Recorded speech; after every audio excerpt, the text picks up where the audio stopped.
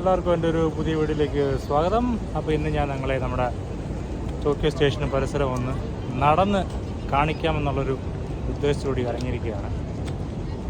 ഞാൻ അധികം സംസാരിച്ച് സമയം കളയുന്നില്ല, നമുക്ക് നേരെ വീഡിയോയിലേക്ക് പോകാം. ഇതാണ് ടോക്കിയോ സ്റ്റേഷനും അതിൻ്റെ പരിസരവും.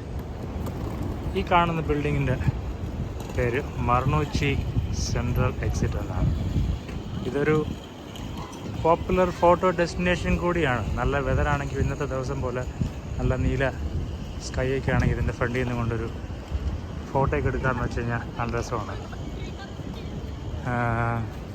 ഈ കാണുന്നത് അതിന് മുന്നിലുള്ള വലിയ ബിൽഡിങ്.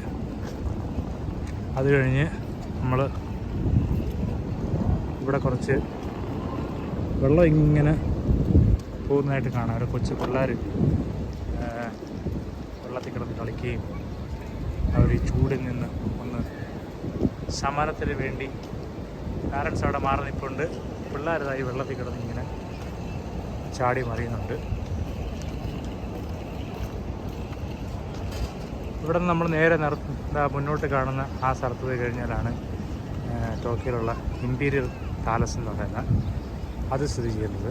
പാലസിൻ്റെ ഏരിയയിലേക്ക് ഞാൻ ഇന്ന് കയറുന്നില്ല. ഞാൻ ജസ്റ്റ് ഇതിൻ്റെ സറൗണ്ടിങ് മാത്രം ഒന്ന് കാണിച്ച് പോവാം എന്നൊരു ഉദ്ദേശം മാത്രമാണ് ഇന്നുള്ളത്.